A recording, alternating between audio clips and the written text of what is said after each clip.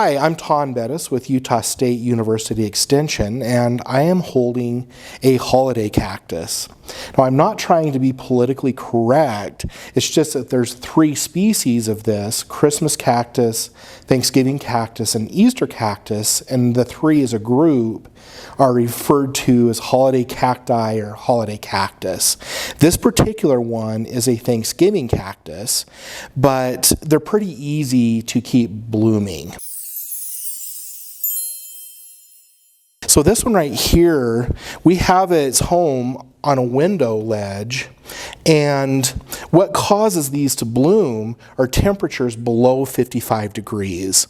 And so these big windows with the cold air just on the outside are oftentimes sufficient so that you expose these to temperatures at or below 55 for between 6 and 8, maybe 10 weeks. And all of a sudden you'll start to see buds forming on it.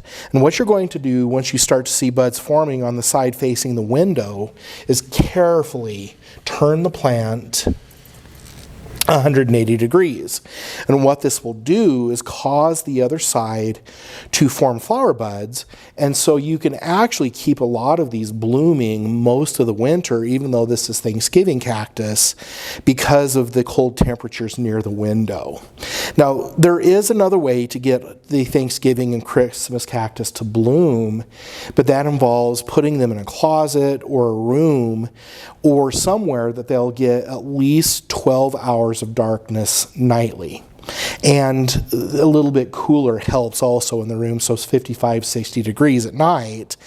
And if you will do that for 8 to 12 weeks, they will also start to bloom. But if you walk in there and turn the light on or somebody takes the box off, you have to start that process over from the beginning.